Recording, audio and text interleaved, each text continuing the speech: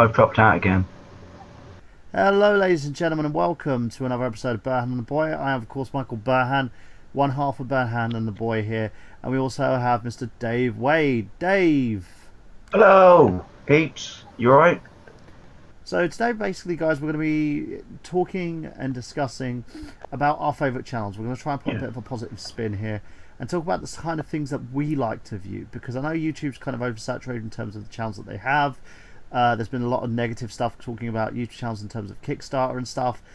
So we thought we'd do something a little bit different and a little bit more positive. So, Try, Dave, try, try and shed a little bit of light on, little hidden gems you may not know about that, yeah, of course, that too. float our boat. I do something on my channel called YouTube of the Week. So I tend to discuss about channels that I like, why I like them, and try and give people who normally wouldn't really get some like views and subs a kind of an avenue to have their channel promoted, because I feel like sometimes we miss that, because people tend to migrate to the channels that they like. People And flock to big channels, and there's not nothing just wrong with that, that. it's It's your, usually it's who your, YouTube taste of. promotes as well, or most of the time they're friends, which I find a lot of people will tend to look at a channel and say, I like that channel because I know that guy and that guy's a friend of mine, so I'm going to help them out, which is totally fun and dandy. In the end, it's apples and oranges is what you like, and not what everybody else likes. It's subjective in its Yeah, own yeah. in We're its not own saying essence. there's anything wrong with the choices you make. We're just trying to spread a Yeah. little bit of kind Now, of. if you like, Dave's had this whole thing in terms of pickup videos, and if you like pickup videos, which as I don't really, in terms of channels, but I do like a good story, You and better I've like mine, bitch. Sorry. well, the one channel that I do like, that I have taken his channel out. Now he is actually my YouTuber of the week this week. Is Mr. Aidan Watkins, aka Game Taft. And the reason why I like the channel is more the fact that he does pick up videos, but he does them with stories. So he talks about games that he likes, games that he's actually had dealings with. Like he talks about But that's stories. yeah, that comes back to, I won't talk about it too much, but that comes back to what I like about pickup videos, which is there's nothing wrong with them if they're in the right hands. Yeah, I like nostalgia. I like the person to have picked up something and relate to you exactly why they picked it up and what it means to them. yeah, and that's exactly what he does. And his budget's not that amazing in terms of camera and what he has with his channel, but in a sense, it doesn't have to be. The story has to be true, and what you do has to shine, and that's exactly what it does. And I find in terms of his channel, he shines and shines rather brightly. The one thing I will say is he's very low on subscribers because it's a new channel, and he uploads like I think like a video a Put the week. link in the doohickey, Burhan. So yeah, we'll put a link in the bottom there as well, and the link's also in my YouTuber of the week video, as you can go over to my channel and check that out. Now, Dave, let's go to you. What's your favourite channel? Right, well, I'm going to have to say that because he's not a small channel, but I think, it's the elephant in the room. We both think the same thing, which is if you haven't come across Mr. Steve Benway's channel, then Oh do no, do Steve. yourself a solid and check it out. There's Steve is someone who's great. just Yeah, he's a great channel, especially when he does his Friday talkies. I don't usually watch his gameplays as much, but I do watch his Friday talkies. And the one thing I would say about Steve is, again, someone else who loves to talk and discuss and present stories. yes. It's one of those things that you find rather unique. I think the thing we're looking for here is, which for channels, I can't talk for you, Mr. Burhan. Sorry, Windy Pops, but for me, the biggest thing I like when I watch a YouTube channel is nostalgia. Yeah, and Steve has like boatloads of nostalgia in a sense. He's one of the first channels on YouTube in a sense that was out there. His channel's actually a lot older. It's as old as the he's older than the Happy Console Gamers channel. 2006. Yeah, his channel's older than I watched him about before as he old even as had a YouTube UCG. channel. He's been on All Gen Gamers as well, and he's had some amazing stuff done. It's really a shame that he's not as big as he should be. I think, though, it's safe to say that when people think of the gaming community, at least the English or British gaming community, he's a pioneer of it. Yeah, he's the pillar of the community as well, which is another thing. I find that people tend to ignore um, People those gravitate towards high sub counts. yeah. And the thing is about Steve as well, I always compare Dave's channel to sort of Steve's, in a sense where Dave does like kind of the vloggy, talky videos as well and gameplays, and they Oh, I won't focus deny he's been a massive influence on me. yeah, and they focus a lot more in terms of what they have in terms of individuals in a sense. They don't focus on Gameplays and try, at least this is how I interpret his channel, and this is what I try to do, which is gameplays for the sense of trying to get over to you that experience is if you experience it for the first time rather than a pointless walkthrough or a tactical guide, if that makes sense. yeah, they talk about quality of these games and their experiences with them, and I think that's the difference between what Dave and what Steve does in comparison to what other let's play channels. Um, they tend to focus a lot more on gameplay and them going through the game. A lot of them don't actually look at experiences. There are a few channels that I like the Rad Brad, for instance, where he'll talk about his experience of the game, why he likes the game, what he feels about the game, and he'll tell his story as he plays the games.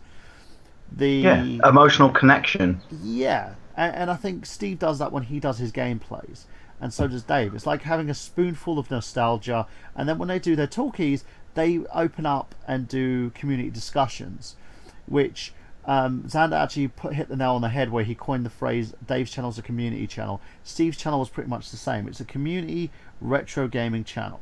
It's not a gaming channel. It's not a gameplay channel. It's a retro community gaming channel. It's a guy. Yeah, if I can just say something quickly about myself, Yeah, I don't do it to be popular, to do anything like that. I do it because I think it's interesting to have a hub where people can meet, discuss, and debate the things they love. yeah, and that's the thing. And when it comes to Dave stuff, that's what he does. When it comes to Steve, Steve does the same thing in terms of that. Plus, But he anyone who always can actually make gameplay videos with a camera filming their 3DS, that's fucking epic. But I also find with Steve as well, he's a guy who's considered an introvert. He doesn't like being around crowds, around other people. He gets, very, very uneasy if he's around certain individuals who, or like more than one person. And I And feel I can with, totally understand that and connect with that.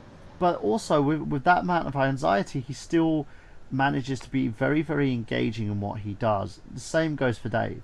And I think when you look at those channels, they're very similar, but they're very different as well because the way that they actually put their points across and the way they represent themselves is extremely different in comparison to the way people see them usually. So it's fun to see. It's great to like watch stuff like this. It's funny, I just got to say this really quickly. When I showed someone at work the other day on my phone, hey, check it out, I just got 500,000 views. And they went, what? And I went, yeah. And it came out by accident, but I stand by it. This is going to make me sound really sad. But it was, yeah, just check it out. Turns out I'm only a loser in real life. Yeah, don't say that, Dave. Don't put yourself down. Another one. I'm trying to think. Oh yeah, well, of course, the elephant in the room. Happy Console Gamer. Sorry, I was just about to mute myself The and go back on. channel that kind of got me out of a very depressive state. And the great thing about this channel, and I think it's lost Safe some to of say the its channel that probably kick-started, other than outside of the angry ranting shit, which is why I love Happy Console Gamer, outside of, angry video game nerd, the channel that pretty much kick-started the gaming community, I think. yeah. But I feel that there's the one thing that makes it unique is the channel doesn't. It's not a ranty channel. It's not a channel that sits there and says, "Oh, I'm angry about this," and grr grr grr. It's always a channel that it talks about experiences, stories, and Nostalgia also and is uplifting. yeah, and also talks about the relationship between two individuals in this channel as well, who are Rob Man and Johnny Millennium, who are two best friends who basically became this pillar of the gaming community in itself because they've been sharing their experiences as not just as individuals but as friends. And Yeah, it's very rare. youth, growing up and shit like that. Yeah, and it's very rare that you can see that because a lot of these other channels don't have that experience. There's only, well, I would say there's a few that manage to do it, but others that are more sort of farther from that kind of standpoint, and it's a shame because I feel that what Johnny does nobody else can do. What Rob does nobody else can do. And when they get together, it's like having, as you know, to coin a phrase from Dave's book, having a bit of fried gold, in a sense, A slice of fried a gold, if slice you of will. fried gold with this channel, and it was also one of the things that got me out of my depression when I was going through my divorce, because I was sitting there at home, like at my friend's house, basically after a suicide attempt, trying to kind of process life and deal with it. And I watched this film called the Happy Console Gamer movie that didn't require a Kickstarter. They didn't ask or try and get money off of people to fund Put out for free. a vanity project. Yeah, and they put it out there for free. And when I watched it, I realized how it wasn't the best, like in quality. It wasn't the most beautifully acted film out there, but it had a great story to it, and the connection that these two had, it really, really helped, and that's why I loved it the most. And I think Escape with, them. yeah, and with Johnny and with Rob, I still thank them to this day, or how Happy Console Gamer kind of helped me um, as an individual. And I don't try and base my channel off of what Johnny does. I don't base my channel off of what Rob does. I don't base it off of what I do with anything else. I kind of use my own channels as more of an experimentation in a sense. I do a variety of different things, and I talk about loads of topics, including gaming. And I find Well, that I don't consider you a gaming channel. I yeah, consider you a social channel. If that makes yeah, sense. and I try and use it more as a kind of a way for me, as an outlet for myself. And the thing that I would say when it comes to what Johnny does and how his channel's laid out is he's very, very different, and I think that's what makes it great. And the fact that he's only now just hit 100,000 subscribers is criminal, in a sense. Um, so Dave, why don't you talk about your next pick while I go and quickly run to the men's room? So go Mhm. for it. Don't take a poop because you'll be there for hours. Aha. No. I want to talk about Mark Verheer. All these channels will be listed in the doohickey down below, but I want to talk about Mark Verheer, or I struggle to pronounce his name. Like, sorry, Mark, no offense. Lactobacillus, lactobac, Lactobacillus prime. If you want to see, he's from the Netherlands. You want to see an everyday man just with a passion for gaming, old school everything, computers, consoles, and someone else who also does blogs, is a great pillar of the community, responds to people's questions and stuff like that. Just an all-round top bloke who, again, which is what draws me to channels, has personality in spades. Go and check out Lacto.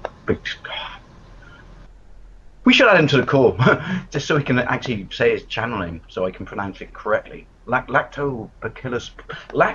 Hang on. Lactobacillus prime. Lactobacillus? Lactobacillus? Bacillus. Tomato. I don't know. All I'm saying is you're doing yourself a criminal disservice if you don't go and check him out. Wonderful bloke, very engaging, very intelligent, very nostalgic, which is what draws me to channels. You could just listen to this guy for hours and hours and hours. And much like Steve Benway, someone that I watched even before I had a YouTube channel. So that would be my next pick. Possibly I should come up with another one because Burhan's taking a poop. Tony, Electric Ventures. Oh, Australia. Isn't it funny that we kicked all the criminals out of this country and sent them to an island paradise and let ourselves rot here? But no, Tony from Electric Adventures is exactly the same. You're probably going to see a thread with the channels I like and I watch, which is, again, nostalgia. Bloke who, he's done a lot. He programs his own games. Was a programmer back in the day, still is. I think what I'm trying to say here is, as I said, thread. The channels that I like are the people who can hold your attention and engage you. Yeah, and apparently YouTube now does that where they maintain the amount of views you have. If you get enough views on a video, they reward you by putting your video in the advertising section, if that makes sense. Like it used to be back in the day before Google raped the system. Yeah, they've changed it back to that, so that's what you get. So people now will view your video if you're getting enough hours kind of plugged into it. And I like that perception. Really, really, really quickly, because I didn't, devote enough time to it like the other ones. No, seriously, people. Tony Electric Adventures, go and check him out. Like, just great vlogger, and comes back to what you said, which is he does pick up videos, and I care because he's attached to it, and he has a story for everything he buys. Yeah, and that's kind of where I find it's a bit of a shame where a lot of these guys don't. They'll sit there and they'll discuss something, but they won't go into the meat and to veg of it, if that makes sense. They won't go into the nitty gritty. If you're not invested in something, I think it's funny. But I'm going to go deep now. If you look outside of games, if any other aspect of your life, when you make a financial purchase and you don't have much money, you do your homework, you do your investment, you do this investigation, you make sure that you're picking it up for the right reason. But why, when and I've been guilty of it from time to time, why when it comes to games suddenly that goes out the window and we just buy shit for no reason? Well, I buy the thing about me is whenever I get a game, even if it's a bad game, I'll get it and I will keep it and I'll play it. But there's no bad games. Taste is subjective. You can buy a bad game. Someone can wave something around in front of the camera, and you think, why the fuck did you buy that? But you could wave it around in front of the camera, Burhan. And I know that even though it's a shit game, you have a reason specifically, whether it's just, I want to see this specific moment in this game that is iconic or farcical or just cheese, but. Yeah, you still have a specific reason for picking up said product. People hate Lollipop Chainsaw. I know a lot of people hate Lollipop Chainsaw. I love the game, and even though it's short, because it's incredibly short, and it's just a hack and slash game. It's one of those games where you leave your brain at the door. I enjoy it. I enjoy it for what it is. I enjoy the fact it's pure cheese, and I enjoy the fact that Suda51 is a big perv. And it is what it is. And I think that people tend to forget that a lot. They look at it as, you don't need an Oscar-winning performance on everything. Sometimes you can buy something to just shoot the cut. A game is a game. Like Nintendo have been doing it for years, where they'll make a game purely for the fact that it's fun. That's it. The Mario games don't have a big, huge, large-scale story. They just Mario saves the princess. That's it. Or Mario saves the universe. Or Mario investigates to try and find out who's causing all this issues in this world and stuff. And Mario reverse parks into a space that's too tight. And it's just Nintendo doing a game that's fun to play. If you play Smash Bros, what's the premise? They're beating each other up. That's it. There doesn't have to be a huge, full-blown, immersive story. Sometimes you just can make a game for the point of being a game. It's fun to play. Enjoy it. And that's where kind of the sensibility of it all goes, and sometimes people take themselves too seriously. It's a cliche, but it's true. But again, I like docu channels as well. Channels that talk about stories and stuff. One that I've kind of gotten into at the moment is called Treesicle, and they do this thing called The Story You Never Knew, and it's enjoyable because they talk about the story with Five Nights at Freddy's 3 and why the game is so scary and what the story is behind it. And I've done everything I could to learn about the story in all 3 of the Five Nights at Freddy games. These games are so simplistic, and they made a lot of money just because the fact that they're just simple. You had one developer, he developed the game itself, and the first initial game was... I can sum it up with a perfect analogy. It's called what I like to call, this is just me, people, this is not a real phrase, but it's what I like to call the Chucky egg syndrome. Yeah, it's just full of jump scares. The game itself had no real story to begin with, but they based the story off of something else. Well, I was having this conversation with Fungo recently about it, and Fungo was like, I don't like games that are like that have no sufficient story, no idea what they are. And I think Five Nights at Freddy's knows what it is, but it simplifies doesn't take itself too seriously. Yeah. And a lot of the story is actually made and ingrained by the fans. And if you go through the first game, the story is about these animatronics, these kids that were put into these animatronics after being killed by this guy called the Purple Man. The kids then go around killing whoever's on night watch and causing all this havoc and mayhem every time that the people are gone, in a sense. And you're supposed to your role is to survive the night. The second game, you get to dig in a bit deeper who the Purple Man is, where these kids have come, why these spirits of these kids have come about, and you find out a lot more behind it, so you get to figure out a lot more lore. Then the final game, you find out what happens to the Purple Man. I'm not going to basically tell you what the spoilers are for that, but again, it's an interesting concept, and it works, and it's very, very enjoyable. It has to be different. Yeah, it does dare to be different. I don't watch any of his Let Plays channels like Markiplier. I don't watch his stuff. He's an extremely nice guy, very pleasant to talk to, and he has an amazing channel. I just don't. I don't prefer it. Same thing for PewDiePie. PewDiePie recently did a video talking about the fact that he made a lot of money last year and how it's no one's business, and he doesn't give a crap about the money itself. It's nice to not have all his bills paid, but he does what he does because he enjoys it, and I take my hat off to him. I really do. I do as well. I don't. I'm not saying anything negative about it. I don't watch him. I honestly don't watch him. But at the same time, I like his ethos. If that makes sense. That's the same thing. He's donated millions to charity. He's a really nice guy, and a lot of the so-called ego YouTubers out there should actually look towards him as the kind of the pinnacle of what this is. He stays in his bubble. He doesn't try to make himself out to be anything bigger than that. He doesn't try and appear on shows or tries to carve himself a career out as an actor. He just does. Swedish, Raz from Sweden. Yeah. He said he met him once, and the bloke bought him a pint, and he said he sat with him for half an hour, and he said it was just like, wow, he's just the most down-to-earth, humble bloke you've ever met. Yeah, and that's who he is in real life, but he doesn't try to go outside of his YouTube bubble. He knows what he is. He knows what he does. He enjoys what he does, and he said it himself. He's like, even if I wasn't earning money doing this, I would still be doing this. He doesn't. Well, I think the elephant in the room here is when people go after big YouTubers simply because they're big YouTubers, they seem to forget that person may be no different for themselves. Just luck or fortune has put them in the position that they are, but that doesn't stop them from being exactly like you when you meet them in the street. But people have got a bug up their ass for success, I guess, and so they just look immediately upon someone who's successful. It's the X Factor generation, I guess, and just go, he must be bad because look at him. And it's like, well, have you met him? Have you sat down? You had a chat?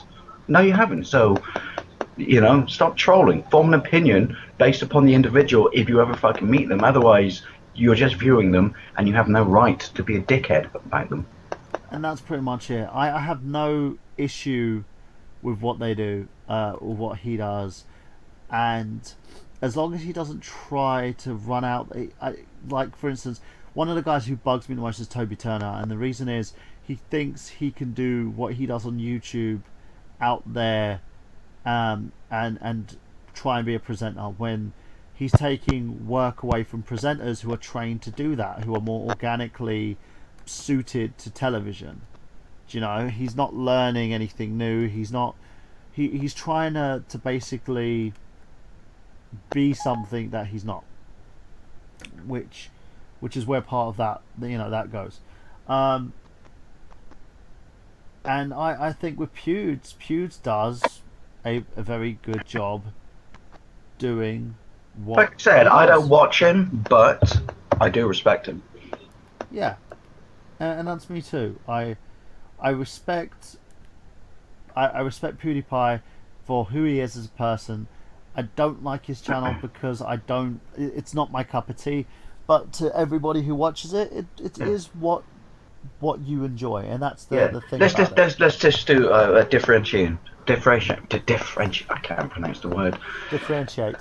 Yeah, which is just because you don't watch someone because your taste is not, what their bubble is, does not mean you dislike or hate the individual, because I think that's something that gets banded together. That's social media gets banded together so much these days, which is I may not watch someone because, like Burhan said, they aren't my cup of tea.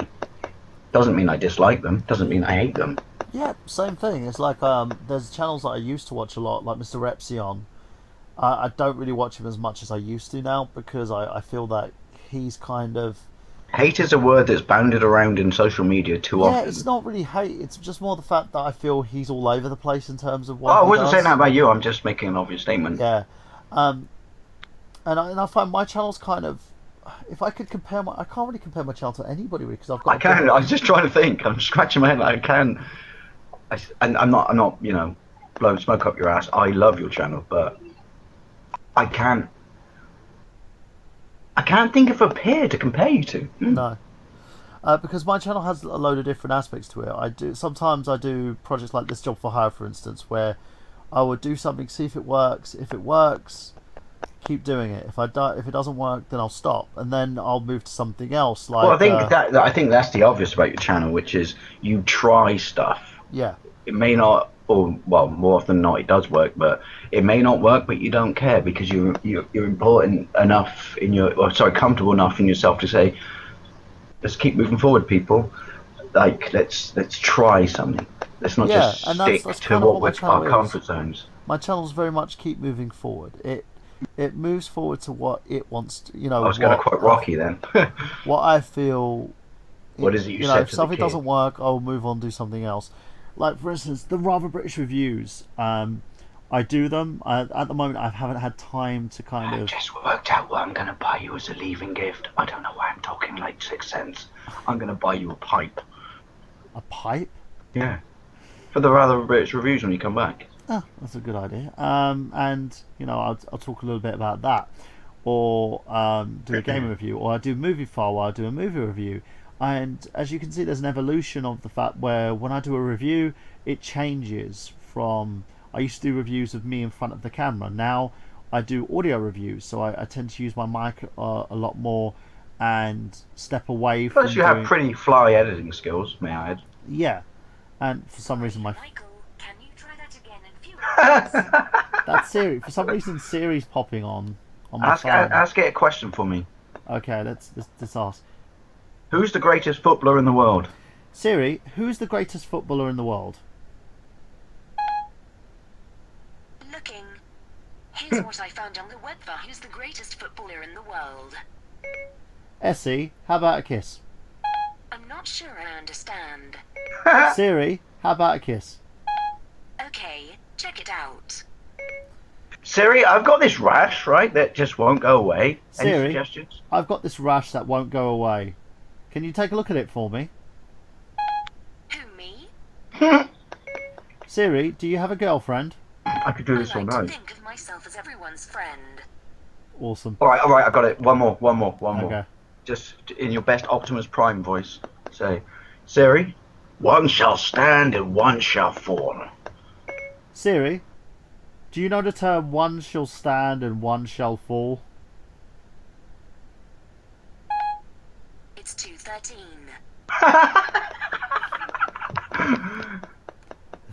There you go. Wait. Now I need to go back to the movie and check out which point when he falls over, because she might be right. Siri, 0 divided by 0. Imagine that you have 0 cookies and you split them evenly among 0 friends. How many cookies does each person get? What the fuck? It doesn't make sense. And Cookie Monster is sad that there are no cookies. And you're sad I like that the there are fact no that she said friends. it doesn't make sense, but she still answered you with a lengthy response. Right, I have one more. Siri, And this give me a this kiss. Now, Michael. This is the final one. Then I'll shut up. I swear to God. But say Siri, what's the square root of pi? Siri, what's the square root of pi? Let me check that. Okay, check it out. That was weird. Siri, what's the square root of pi? Because usually she would say something. Siri, what's the square root of pi? Maybe we should dumb it down and say what's the square root of pi to 3 decimal places? Siri, what's the square root of pi to 3 decimal places? She's not responding. I'm really upset about that. I really honestly thought that would be the one thing that she would get. I ask what, right, seriously, Siri, one what's more. the square root of pi to 3 decimal places. Checking. Okay, check it out. Oh, she's giving me the results. And it is? X equals 0. So there you go. Siri, how do you make a really good apple pie? Siri, how do you make a really good apple pie? Let me think about that. Let me. Okay, I found this on the web for how do you make a really good apple pie. Siri, are you a racist? Yeah. No comment. Siri, where do you stand on Greece leaving the EU? Siri, where do you stand on Greece leaving the EU? Who, me? Yeah, you. Yes, me. Siri, go fuck yourself. I'd blush if I could. Oh, I love the fact that you ask her a real scientific-based question she can't answer, but she's got an immediate rebuttal for that. Yeah, she Siri, does. you're looking really hot tonight. Where do you want to go for dinner? Oh, God. Okay, last Sorry, one. we're shut up now, people. Siri, you're looking very hot tonight. Where should we go for dinner? I can help you find restaurants if you turn on location services. Go to location services settings, scroll to Siri and dictation and allow location access. There you go. That was a very thorough answer. Oh, quite impressed. It was very much so. So yeah, guys, when Sorry yeah, about that, we people. kind of got Just us having sidelined a from little that. bit of fun. But with everybody out there, you've got to think about that tastes are subjective. And when someone does a video talking or discussing about something, they do it to generate discussion. And when Dave did his video about pickups, he was generating discussion to try to ask people their opinions. He was giving also a subjective opinion from his own point of view. The same thing as Xander did when he did his video about Kickstarters. The one thing that made me laugh was Xander was right. Right, when he did the video about the Kickstarter thing, he was extremely right. And I'll tell you why. You've got 2 companies, right, that have gone out there, that have done the Kickstarter thing, that have generated nearly 5 million apiece. And guess what these companies have done? They have given the publishing rights to both of these games to... Do you want to know who, Dave? Deep I Silver. already know, you told me. Yeah. Sorry. So they've given the publishing rights to Deep Silver, and Deep Silver are now publishing their games. So that basically means that any funding that you guys have put into these games is irrelevant, because now they've gotten a big chunk of money tax-free. You then got the situation with Mighty They've Number gone 9. another route. They've gone the opposite route of why they did it in the first place, and so, like you said, it's irrelevant. Yeah, it was like they did the Kickstarter to generate buzz rather than to actually generate an income. And the thing you've got to look at when it comes to stuff like this as well is they're playing a very dangerous game, because everybody who would donate to these campaigns are producers. They've invested their money, and they deserve a say in how the game is produced. And with Inafune's concept company, they should have given people a say. Instead, they kept blocking people, they were censoring people, they were editing posts in the forum and stuff, and it left a very bad taste in people's mouths. And then he had the gall to come back and say, oh, by the way, I want to finance a new demo, in a sense, because it's a new game that's coming out on PC and that may come out to console. What do you guys think? You know, donate. And we also want to do a 5-minute cartoon short to add to it as well. It makes no sense. To Which, me, like I said, I'm not, bigging up the way companies or corporations work, but the problem with Kickstarters when they're successful is you're not answerable to anyone. There's no one sort of controlling or telling you when you're wrong and what you're doing you shouldn't do. As such, I'm not talking about the Kickstarter in sense. I'm just talking about when they spear off in different directions with it. And it's like, everyone needs to have. It's like Elvis. People shouldn't be surrounded by yes men. Everyone needs someone, basically their mum, to roll up a newspaper, hit them on the nose every now and then, and just say, "No, stop it. No, what you're doing is wrong." and that's kind of where it comes to. These guys are getting a lot more power than they should be getting, and it leaves people in a bit of a bind, because as gamers, you want the next great big RP, but it seems that they're using this as a way to kind of say, "Oh, do you remember that IP that you guys like? Yeah, we're going to make a game version of that again. So we'll make a successor, and once we make the successor, we want to make sure you guys fund it with your own money." Great. By the way, how's that going? Fuck off. But we invested money in that. Yeah, We go took fuck your money, yourself. but it doesn't mean we're going to give you a response. That's pretty much it, and that's where the problem lies. You know, it leaves people in a bit of a situation where they're sitting there going, 1 second. Don't get me wrong, there's nothing wrong with Kickstarters, by the way, people. And they are a brilliant, brilliant thing because they brought us from bedrooms to billions and stuff like that. They are a wonderful, wonderful thing. But sometimes when they hit the thread and the public fund them, basically, I think this is what we're talking about, is it goes to their head and then they move their goalposts and it gets a little bit out of hand. And that's disrespectful to the individual who funded you in the first place. And that's literally it when it comes down to this. It's not that we hate what's going on. We just feel that be respectful of the individual who doled up in the first place. Exactly. And that's kind of the thing. It's being respectful to those who are donating to the campaign, because if you don't, it's going to get worse and then worse and then worse, to the point where people are just who's the king? Sorry, his analogy in it. Who's the king who tried to stop the sea coming in?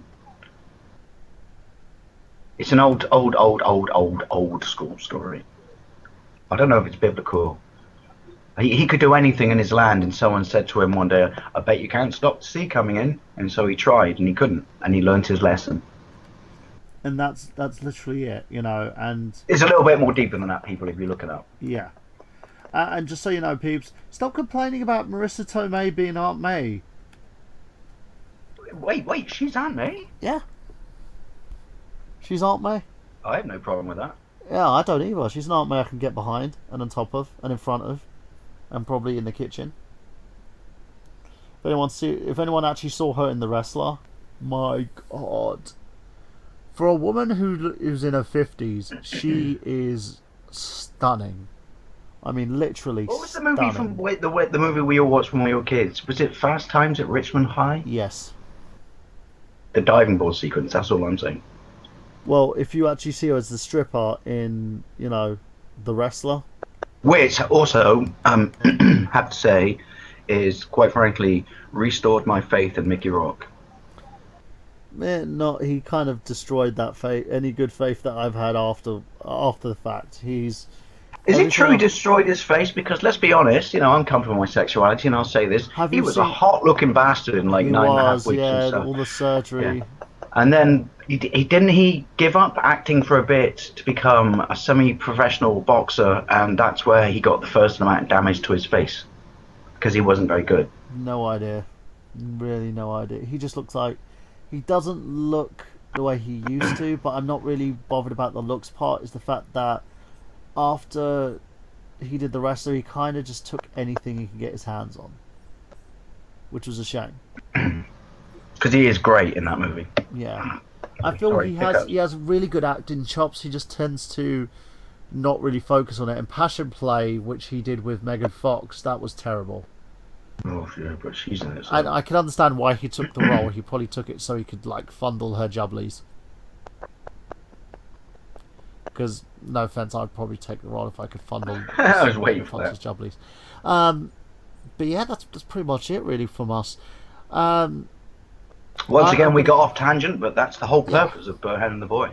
That's pretty much it, and we're kind of trying to work through things at the moment. I'm going through a bit of stress when it comes to all this homelessness situation that I'm going through and trying to sort my stuff out and line all my ducks in a row, so to speak, ladies and gents. So you have to forgive me if I am a bit sporadic at the moment. We're trying to make sure we keep things on an even keel and keep things exciting. You're in a place of transition. Yeah, and I'm dealing with a lot of anxiety and depression. But I'm going to talk to you guys about that a bit more when I do a video on this in the next coming weeks. I've got 2 more weeks left. And well, I suffer from it as well, so if you want someone to do it with you. Yeah, that's totally fine, dude. And but I think that's pretty much it. I'm going to go to bed now, guys, and get some rest. So let's go for the plug. So Dave, where can we find you? You can find me anywhere you see a beautiful rainbow. Longbows Post 1975 on YouTube, guys. Dave, I'm not doing dark anymore. I'm going to the other side. What's your new video? Oh, my latest video is I talk about the Creed trailer while playing Rocky on the GameCube and fighting Tommy the Machine Gun, because I might be, and we talked about this on the Untitled Move Show a few months ago, and I was really not happy with Creed. And then Yeah, I me and you watched the both. trailer, Me and you and both I'm just sat there, just went meh.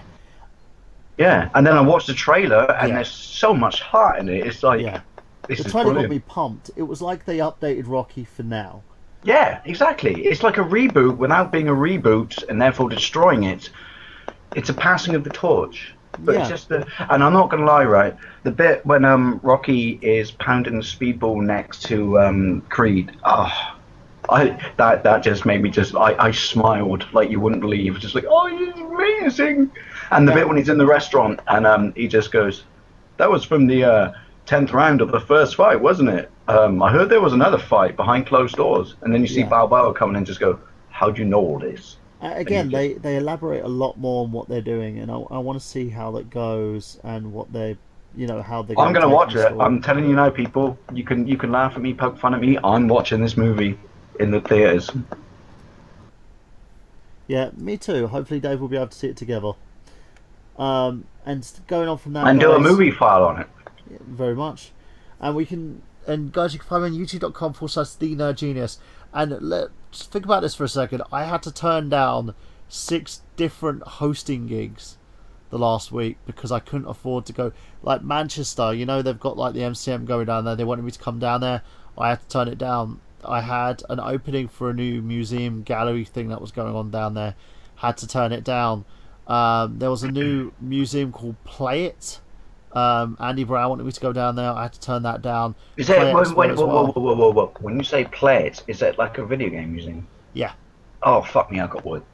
I had to turn that down as well. And the thing is, because I couldn't afford to actually make my way down to these locations, put myself up on a hotel and say, hey, I want to do this.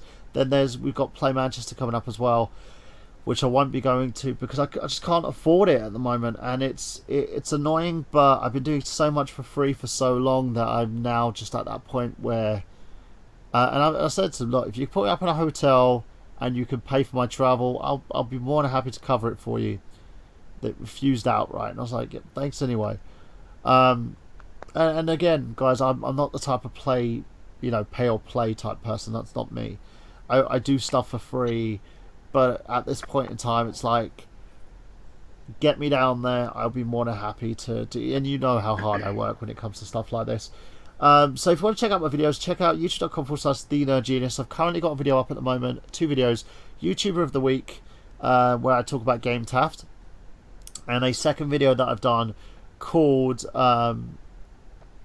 basically has concept gone too far with Red Ash? And it's elaborating on what Xander said about the Kickstarter thing. It's elaborating on what we said here. It talks about the hate, Johnny Millennium side of things. The fact that I can understand why Johnny's kind of in the middle of it. He's not here or there. He's not positive about it. He's not negative about it. He's just saying, well, I'm in the middle. And I talk about the negative points and why I feel that companies who put themselves out there on Kickstarter need to be more appreciative of their backers. And not play politics with people. That's my thing. But yeah, that's pretty much it. We will see you again, guys, for another episode. Make sure you check out Slamcast tomorrow, where we'll be talking about the Beast from the East tour. That's tomorrow at 8 PM ET on the Retro Random Network. And you also go back and check out all the other shows. I got gameplay as well. And we'll see you again for another Burhan the Boy next week. That's goodbye from me and goodbye from him.